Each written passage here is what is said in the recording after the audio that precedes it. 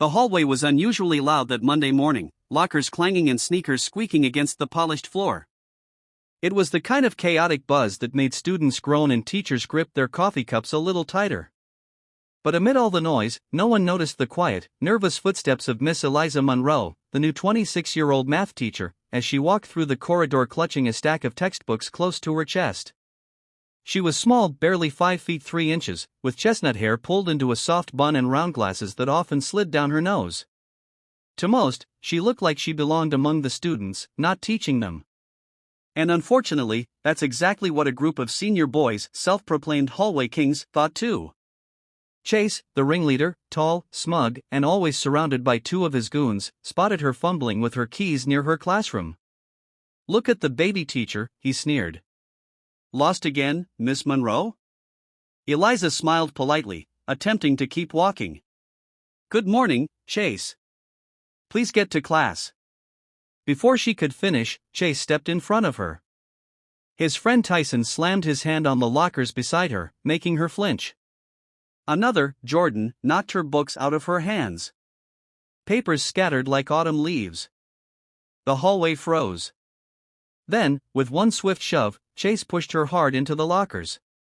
The metal rang with a loud clang as Eliza stumbled back, barely keeping her balance. Gasps echoed around the corridor. But no one moved. No one said a word. Eliza looked up slowly, a fire beginning to flicker behind her usually soft eyes. "You shouldn't have done that," she said quietly. Chase laughed. "Or what? You gonna give me detention?" But the moment he reached to shove her again, everything changed. In one lightning-fast motion, Eliza grabbed his wrist, twisted it, and flipped him over her shoulder. He landed flat on his back with a thud that silenced the hallway. Tyson lunged at her, but Eliza sidestepped and swept his legs from under him with graceful precision. Jordan backed away, terrified, but she blocked his path, grabbed his hoodie, and spun him against the lockers. The silence was deafening. The crowd stood stunned. Phones slipped out of hands.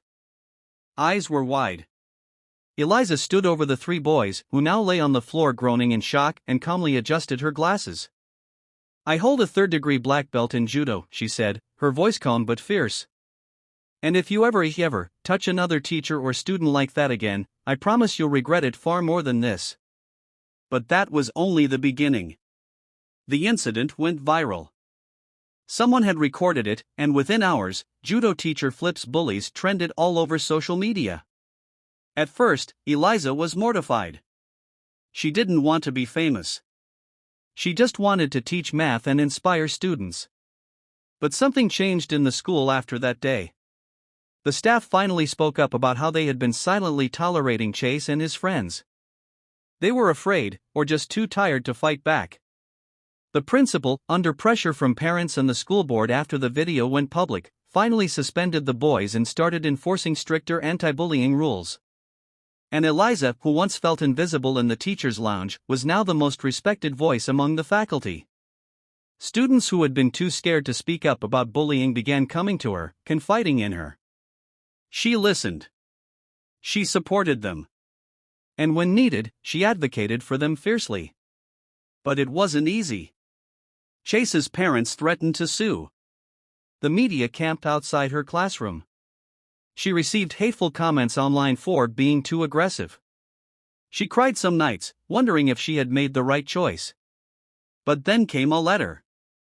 From a girl named Mia in 10th grade.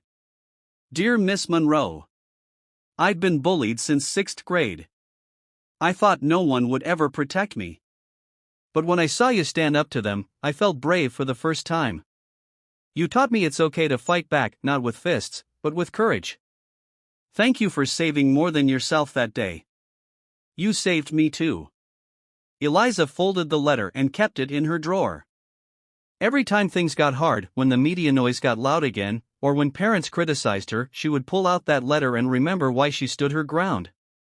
3 months later, Chase returned to school, quiet, humbled. He didn't look at her the same way. In fact, he didn't look at anyone the same. He was ordered to attend counseling and community service. Part of his restitution included helping tutor students in math under Eliza's supervision. She didn't gloat. She didn't mock him. She helped him.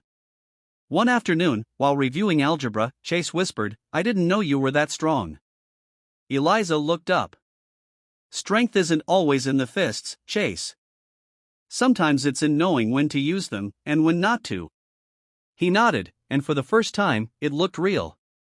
The hallway still echoes with noise, lockers still slam, and students still rush to class, but now, they move a little differently. They look at Miss Monroe with respect, not ridicule. And sometimes, they even ask her about judo.